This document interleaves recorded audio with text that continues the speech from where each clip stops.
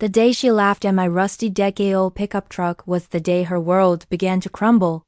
I was just a quiet man, trying to plant a small vegetable garden in my front yard. But Karen, the self-appointed queen of our homeowners association, saw it as a personal offense. She stood on my lawn, clipboard in hand, her laughter sharp and condescending. She called my truck an eyesore and my garden a violation, threatening me with fines that would cripple me financially.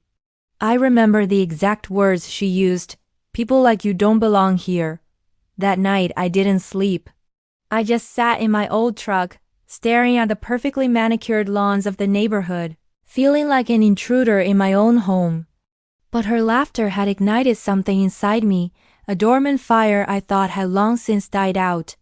I decided to fight back not with anger, but with knowledge. I spent the next week poring over every line of the HOA bylaws, a document thicker than a phone book. I discovered clauses and loopholes Karen had either ignored or never bothered to read. I found out my garden was perfectly within the rules, as long as it was contained in approved planters. I learned that my truck, while old, was fully operational and registered, and there was no rule against parking a less than luxurious vehicle in your own driveway. The next HOA meeting was my stage. Karen started the meeting by publicly shaming me, presenting photos of my property as if they were evidence in a murder trial.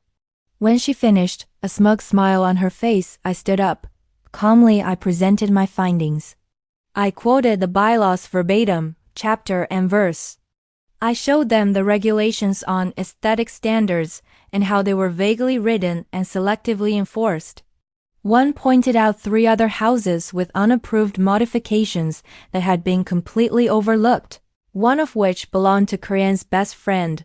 The silence in the room was deafening. Karen's face went from smug to shocked, then to a deep blotchy red. My quiet defiance had exposed her hypocrisy. One by one, other homeowners started to speak up, sharing their own stories of her bullying and unfair fines.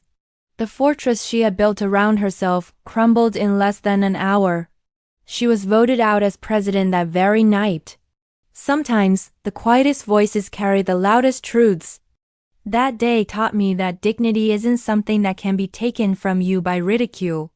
It's something you claim by standing firm in your own worth. And if you've ever felt small or been made to feel like you don't belong, I need you to do me a favor. Just hit the like button. For every quiet person who found their voice. Thank you.